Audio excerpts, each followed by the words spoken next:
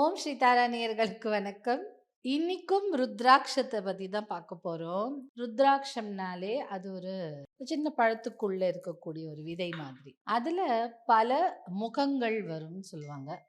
காமனா வர்றது பஞ்சமுகி 5 முகங்களை கொண்டது. மிச்சதெல்லாம் கொஞ்சம் ரேர் முகம்தான். அதுல இன்னைக்கு நம்ம பார்க்கறது 10 முகம் ருத்ராட்சம்.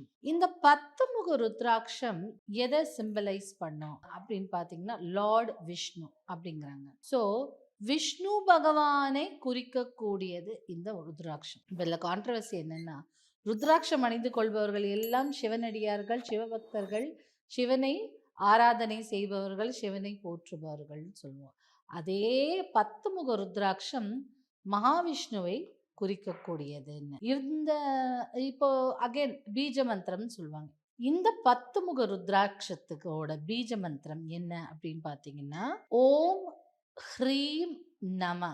ஓம் ஹ்ரீம் நம. இந்த பீஜம் அப்படின்னாலே ஓர் எழுத்து மந்திரம். இந்த இடத்துல ஓம்ங்கிறது பிரணவ மந்திரம், நமங்கிறது அதோட முடிவு. இப்ப நடுவில் இருக்கிற பீஜம் வந்து ஹ்ரீம். இந்த பீஜம்ங்கிறது ஓர் எழுத்து மந்திரம்னு நம்ம சொன்னோம். இந்த பீஜங்கிறது எப்படி இந்த சின்ன விதையிலிருந்து, அதை தான் ஹிந்தியில பீஜ் அப்படின்னு சொல்லுவாங்க. சின்ன விதையிலிருந்து ஒரு பெரிய விருட்சம் வருதோ அதே மாதிரி சின்ன மந்திரத்துக்கு அத்தனை பவர் உண்டு. பாக்கெட் சைஸ் பவர் ஹவுஸ்ன்னு சொல்லுவாங்க. கடுகு சிரித்தாலும் காரம் பெருசுன்னு சொல்லுவாங்க. அந்த மாதிரி சின்ன மந்திரமா இருந்தாலும் அதனுடைய தாக்கம், ஆற்றல் அதிகமா இருக்கக்கூடியது. இப்ப மாலா மந்திரங்களுக்குன்னா உரு வந்து கம்மியா போட்டால் போதும். 1008 10,008 போட்டா போதும். பட் பீஜ மந்திரத்துக்கு மினிமம் 1,00,000 உரு போடணும். ஸோ ஒன்று ஓம் ஹ்ரீம் நம அப்படி சொல்லலாம், இல்லை வெறும் ஹ்ரீம் ஹ்ரீம் ஹ்ரீம் ஹ்ரீம் ஜபிக்கலாம். உங்க இஷ்டம்தான். இப்போ இதை ஜபம் செய்யணுங்கிற பட்சத்துல ஜபமாலையை வச்சுட்டு ஜபம் பண்ணலாம். ஒரு ருத்ராட்ச மாலையோ துளசி மாலையோ, இது விஷ்ணுங்கிறதுனால நம்ம துளசி மாலை போட்டுக்கலாம். இல்லை நீங்க கருங்காலி மாலை அணிந்து கொள்வரா இருந்தால் கருங்காலிக்கு வந்து ஆகர்ஷண சக்தி ஜாஸ்தி. அப்போ நிறைய பாசிட்டிவ் எனர்ஜியை அது ஈர்த்துக்கொள்ளும். அப்படி இல்லைன்ற போது தேவதாரு மாலை ரொம்ப விசேஷமான மாலை, அதுவும் போட்டுக்கலாம்.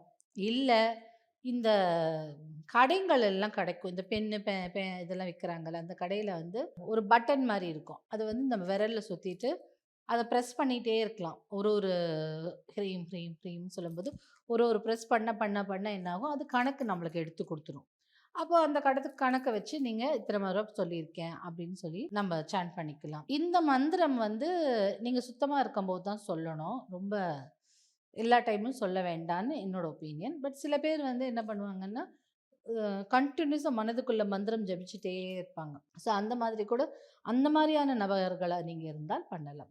ஸோ இந்த விஷ்ணு ருத்ராட்சம் இல்லை தசமுகி 10 முகம் ருத்ராட்சம் என்னெல்லாம் பண்ணும் அப்படின்னு பார்த்தா, நம்மளுடைய மனோகாமனான்னு சொல்லக்கூடிய மனதில் இருக்கும் ஆசைகள் எல்லாம் நிறைவேற்றி தரக்கூடியது தான் இந்த ருத்ராட்சம்.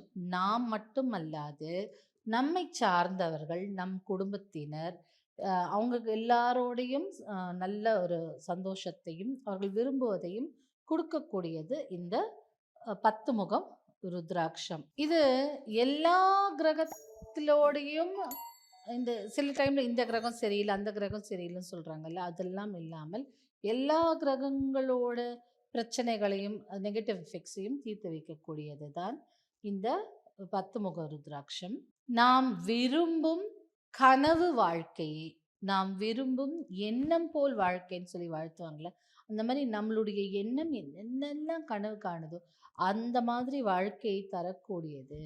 நம் மனதில் என்ன ஆசை, இப்படிலாம் நான் வாழணும்னு அந்த ஆசையான வாழ்க்கையை தரக்கூடியது தான் இந்த ருத்ராட்சம் அணிந்து கொள்பவர்களுக்கு. இந்த பஞ்சமுகி ருத்ராட்சம் சக்திசாலி ருத்ராட்சம் சொல்லப்படுது. அதே மாதிரி எதிரிகளை வெல்லக்கூடிய ஆற்றலை நம்மளுக்கு அந்த ஆற்றலை கொடுக்குமாம்.